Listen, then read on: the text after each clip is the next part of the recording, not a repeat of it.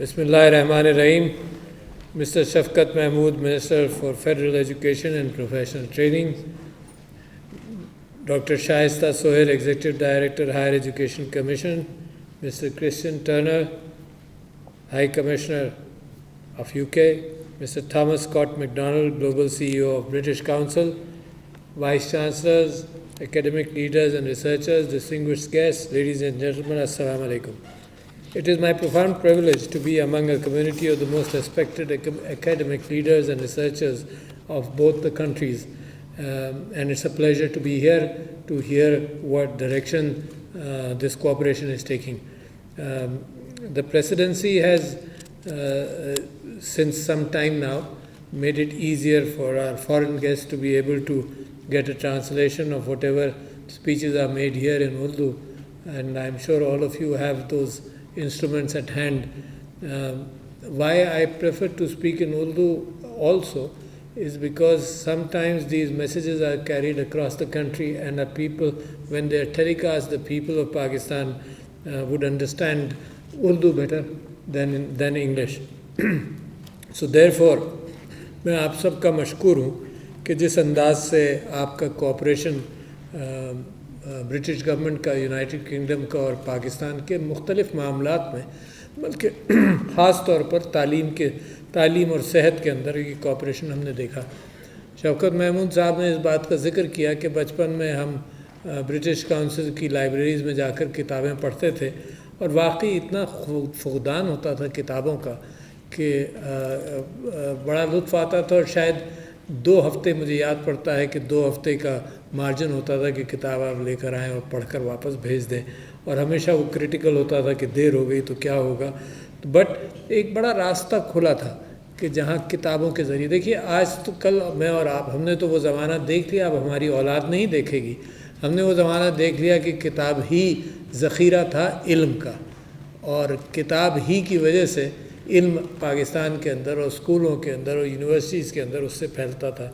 अब तो बहुत सारी चीज़ें ऑनलाइन क्योंकि हो गई, तो अब प्रिंट आहिस्ता आहिस्ता बैकग्राउंड में जाएगा। इल्म कम नहीं हुआ, इल्म को पढ़ना लोगों ने कम नहीं किया। अलबत्ता ये ख़्याल लोगों के जहन में आता रहता है कि किताबों का मुताला अब कम हो गया। लोग इस बात के ज़्यादा आदी हैं कि सारा इल्म जो है या सारी गुफ्तगू जो है उसको कम्पैक्ट किया जाए। यहाँ तक कि अब टेली कम्युनिकेशन के अंदर भी आपके जो पैगामात व्हाट्सएप वगैरह में आते हैं उसकी भी स्पीड बढ़ा दी जाती है, क्योंकि हमें अब इतना भी सब्र नहीं है कि नॉर्मल स्पीड पर दूसरे की गुफ्तगू सुन सकें। तो which is very surprising, but it is an interesting tool and I like that tool कि तेज़ी से वो गुफ्तगू हो जाती है तो मिल जाता है। इसका मतलब इंसान का अपना दिमाग अब जो है वो एनालिसिस के अंदर वो तेज़ी पकड़ चुका है, तो तेज़ी से गुफ्तगू भी हो।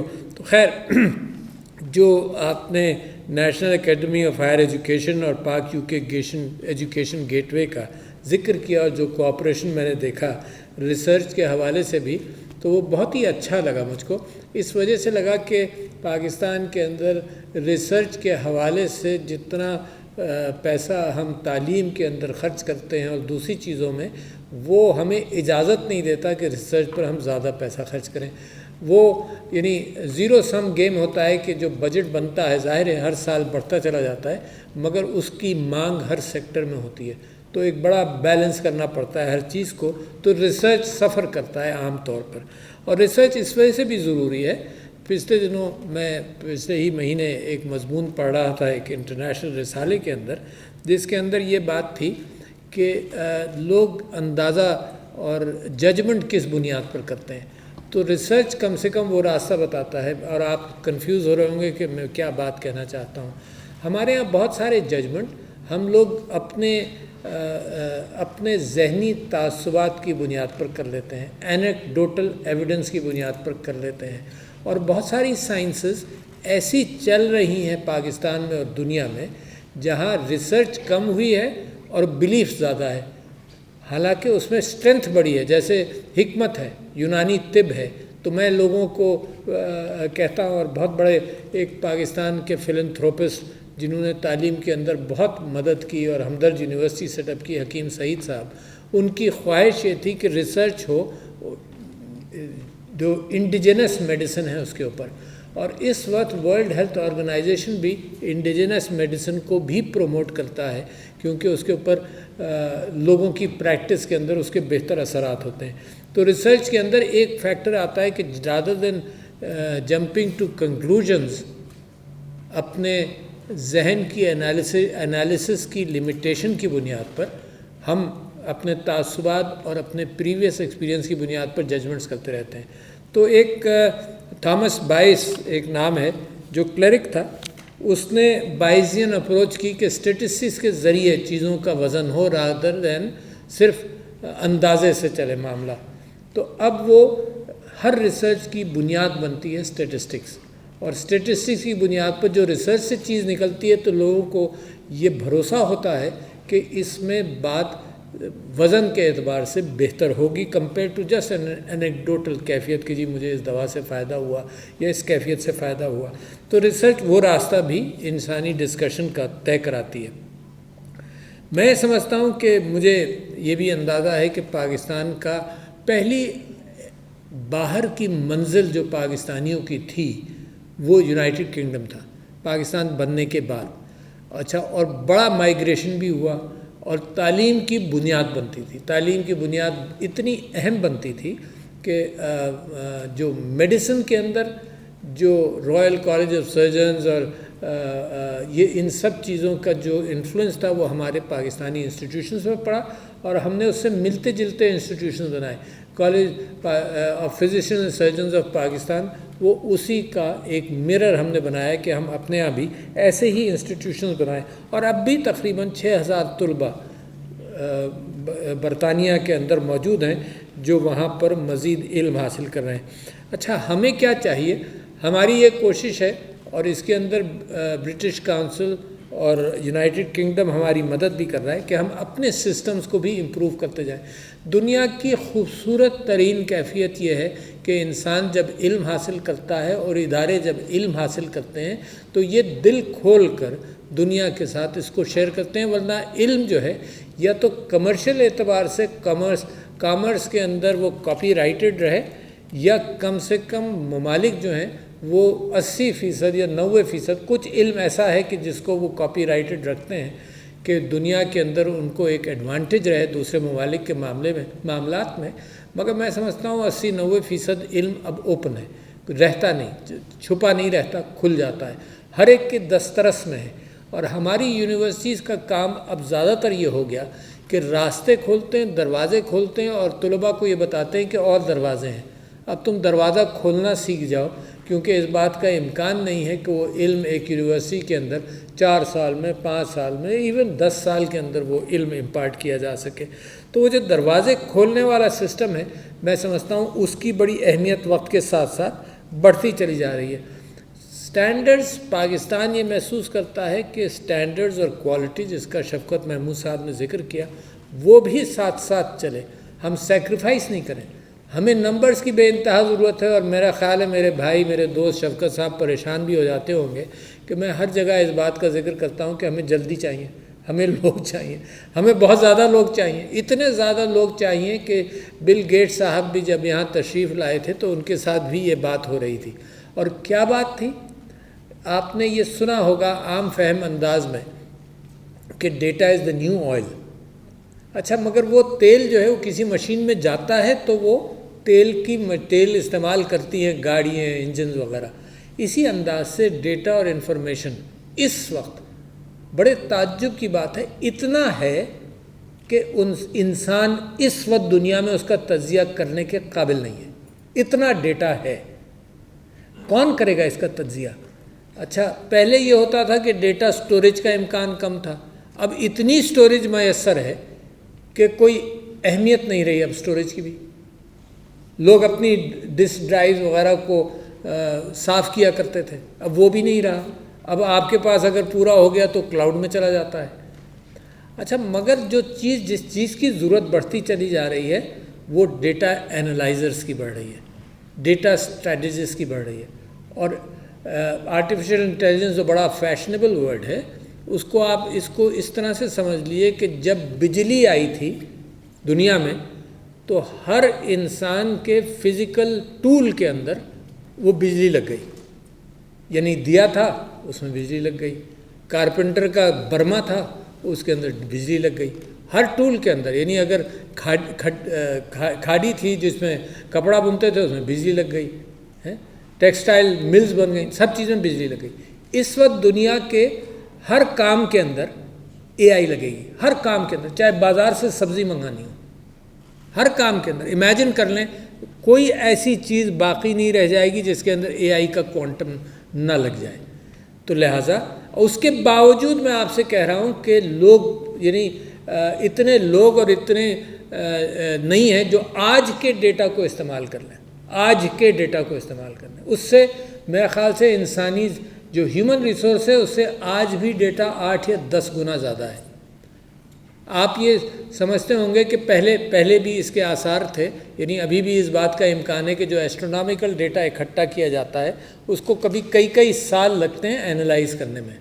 تو آج دنیا کے اندر اور ڈیٹا کیا ہے, ہر چیز کے لیے سلوشن دیتا ہے, پیٹرن ریکگنیشن دیتا ہے.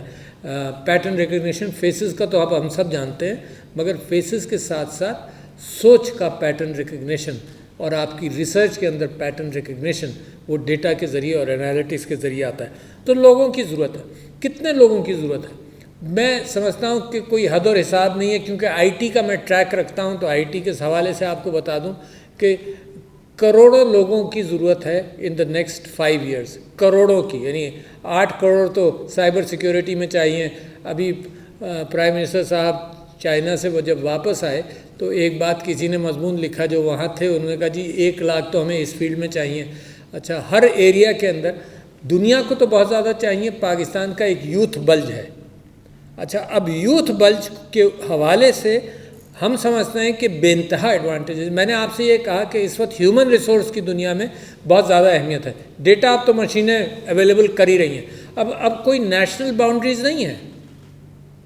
اگر یونائٹڈ کنگڈم کو اپنی انالیسس بہتر کرنی ہے تو اس کو ہیومن ریسورس چاہیے. ہیومن ریسورس اس وقت دنیا میں جہاں سے ملے استعمال ہوگا. There are no national boundaries for human resource any more. اب اس بات کا بھی امکان نہیں ہے کہ لوگ جائیں UK جائیں اور سروس پرووائڈ کریں. اب یہاں بیٹھ کر سروس پرووائڈ ہو سکتی ہے. تو لہٰذا جب آپ کا انپٹ ہمارے ہاں آتا ہے تو میں سمجھتا ہوں کہ ہماری وہ کیفیت بہتر ہو جائے گی کہ ہم اس یوتھ بلج کے بے کام کر کے اور اپنے نوجوانوں کو ہائر سکلز دیں, چاہے وہ انٹلیکچوئل سکلز ہوں چاہے وہ فزیکل سکلز ہوں. فزیکل سکلز ہم ان کو دینا چاہتے ہیں جن کے پاس انٹلیکچوئل ایبیلٹی, تعلیم ہم نے مڈل اور ہائر ایجوکیشن کی نہیں دی ہو, تو ہم فزیکل سکلز کی بھی بات کرتے ہیں کہ ان کو سکلز مل جائے, اور انٹلیکچوئل سکلز کی بھی بات کرتے ہیں. اور بے انتہا یعنی آپ یہ سمجھ لیجئے کہ پرائم منسٹر یہ شفقت محمود صاحب کی مدد سے اور انفارمیشن ٹیکنالوجی کی مدد سے اور ان یونیورسٹیز کی مدد سے جو پاکستان میں ہیں, جب ہم نے ڈیجیٹل سکلز پروگرام لانچ کیا تو 22 لاکھ بچوں نے ڈیجیٹل سکلز پروگرام کیا. 22 لاکھ بچوں نے کیا. مسوی ڈیمانڈ کتنی ہے, یہی لوگ بے چین ہو کر. اور اس کے اندر I don't want to go into details. اس میں پچھلے دنوں جب میں نے ڈیٹیلز منگائیں تو پتہ چلا کہ وہ 19 سال کے 18 سال کے 20 سال کے بچے پچھلے سال میں $1.5 لاکھ بنا چکے ہیں گھر بیٹھ کر not gone through higher education institutions. سو اس کا مطلب ہر لیول پر ہمیں افراد چاہیے اور جتنا ہم امپروو کریں.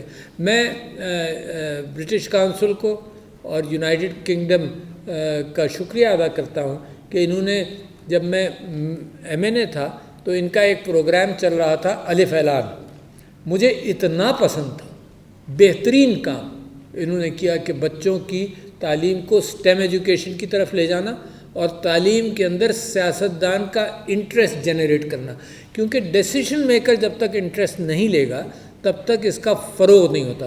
بلکہ میں تو اتنا سیریس ہوں اس معاملے میں کہ دنیا کے اندر ایک بہت بڑا گیپ ہے between technology and out reach of technology and the decision makers and the social decision makers of the world. Pakistan تو بھی اس کے اندر شامل ہے. تو میں نے اپنی جو 10 کتابیں میں نے اس سال کے لیے ریلیز کی ہیں. اس میں 3 کتابیں اس ٹیکنالوجیکل گیپ کو ایڈریس کرتی ہیں، جس کے اندر ایک ہنری کیسنجر کی بھی کتاب ہے اس کے اندر. تو میں یہ سمجھتا ہوں کہ یہ موقع اور یہ محفلیں اس وجہ سے ضروری ہیں کہ ہمارے ڈیسیشن میکرز کو احساس ہو کہ کتنا پریشر ہے. اور میں اپنے طلباء سے یہ کہتا ہوں کہ تمہاری اسٹیشن پر ٹرینیں لگی ہوئی ہیں خالی ڈبوں کی، تم نے سوار ہونا ہے. اس قابل اپنے کو بنانا ہے کہ تم سوار ہو جاؤ ہر چیز میں، not only in I T, every thing. Agriculture ہے اس کے اندر ہے، تعلیم کے حوالے سے بے انتہا اوپننگز ہیں. اور کیا یہ سب راستے کون کھولے گا؟ یہ تعلیمی نظام کھولے گا. یہ وہ راستے پختہ کرے گا جس کے اندر ہمارے بچے سوار ہوں. ہر چیز میں ایگریکلچر کو آپ دیکھ لیے. میں مثال دیتا ہوں کہ Netherlands 19 Times smaller than Pakistan, 19 گنا چھوٹا ہے، اور وہ دنیا میں دوسرے نمبر پر ہے فوڈ ایکسپورٹس کے حوالے سے. کیوں؟ کیونکہ vertical farming, technology related issues. باہر میں نے جو پوسٹرز دیکھے، میں مبارکباد دیتا ہوں جن بچوں کے ہیں. Every one of them was interesting enough کہ میں زیادہ ٹائم لگانا چاہتا تھا. تو very good, keep that is a tremendous amount of work and that speaks about یہ جو یہ برٹش کاؤنسل یہ کام کر رہی ہے. اور مجھے یہ خوشی بھی ہوئی کہ 10 ملین پاؤنڈز اس کے اندر آپ خرچ بھی کر رہے ہیں. میں ایک بات اور آپ سے کہنا چاہتا ہوں کہ یہ جو کولیبریشن ہے یہی ہمارا راستہ کھولے گا. اور باہر ایک پروگرام ایسا تھا جو شفقت صاحب کی منسٹری کے اندر بھی آ رہا تھا، اور وہ ہے کلچرل ویلتھ. اور ہم اپنی تاریخ میں بھی انٹرسٹڈ رہتے ہیں، ڈاکیومنٹ ہوتی چلی جائے، ضائع نہ ہو. اس کے اندر جو کولیبریشن ہے ہیریٹیج کے حوالے سے وہ بھی بہت اہمیت رکھتا ہے. اور یونائٹڈ نیشنز نے ایک کام شروع کیا ہے، انٹینجبل کلچرل ویلتھ. اچھا، یہ اس کو کہہ رہے ہیں جس کا ڈائریکٹ تعلق تعلیم سے یا چیزوں سے نہیں ہے. انٹینجبل کلچرل ویلتھ کے اندر زبان بھی آتی ہے، جیسے اسٹوری ٹیلنگ بھی آتی ہے، ہمارے کھانے بھی آتے ہیں، ہمارا ایمبرائڈری بھی آتی ہے. تو انٹینجبل کلچرل ویلتھ کے اندر، جس کے اندر پاکستان نے، شفقت صاحب ابھی تک صرف ایک چیز رجسٹر کی ہے، تو اس کے اندر امکان بہت ہے. ہماری تو بہت ساری چیزیں ہیں جو ہمارا اثاثہ ہیں. تو انٹینجبل کلچرل ویلتھ کے اندر بھی ہمارا کوآپریشن بھی ہو سکتا ہے. آخری بات یہ کہ وومن امپاورمنٹ اور وومن انکلوژن کی بات یہاں پر ہوئی، جو بہترین ایشو ہے. اور میں سمجھتا ہوں وداؤٹ ایجوکیشن، بغیر تعلیم کے، بغیر صحت کے، عورتوں کا امپاورمنٹ نہیں ہوتا. فائنینشیل انکلوژن بھی اچھی چیز ہے. اور میں سمجھتا ہوں کہ اگلے چند دنوں کے another state bank of Pakistan بھی ایک سسٹم لانچ کر رہا ہے جس کے اندر عورت گھر بیٹھے بیٹھے، پہلے تو یہ ہوتا تھا کہ اکاؤنٹ کھولنے کے لیے عورت بینک جائے، اور بینک جائے تو پھر وہ یہ بھی دکھائے، اس بات کو بھی دکھائے کہ اس کے میاں کی آمدنی کتنی ہے، یا اس کی تو کم ہوتی تھی تو میاں کی زیادہ ہے، تو وہ میاں کی آمدنی دکھائے اور یہ سب کچھ کرے. اس میں بڑے پرابلم. تو اب وہ گھر بیٹھے بیٹھے صرف اس ڈکلیریشن پر کہ میری انکم ہے، اور وہ بینک اکاؤنٹ کھول سکتی ہے جس کی سیلنگ 10 لاکھ ہو سکتی ہے، گھر بیٹھے بیٹھے. امپرنٹ دے گی گھر بیٹھے بیٹھے. شفقت صاحب پتہ نہیں کیوں پاکستان وہ ٹیکنالوجیکل لیپ نہیں لے رہا کہ جو الیکٹرانک ووٹنگ کی طرف جائے. یہ گھر بیٹھے بیٹھے عورت اپنا فنگر پرنٹ دے گی، یہ جو اس نے یہ اسٹیٹمنٹ دے گی کہ جی میرے پاس انکم ہے اس قابل، اس کی تصویر لے گی، اور اپنے آئی ڈی کارڈ کی تصویر لے گی اور نمبر ڈال کر بھیج دے گی، اور اس کا اکاؤنٹ کھل جائے گا. اچھا، یہ ہے وہ ڈیجیٹل سپریڈ جس کے ساتھ ساتھ ایمپاور اسی کے ذریعے ہوگی. تعلیم، صحت اور the ability to exchange finances. تو میں in the end let me thank the British Council, the United Kingdom and the Higher Education Commission, Shafqat Mahmood Sahab, all of you for striving to do something which is needed desperately for Pakistan to progress. So thank you ladies and gentlemen. Assalamu alaikum.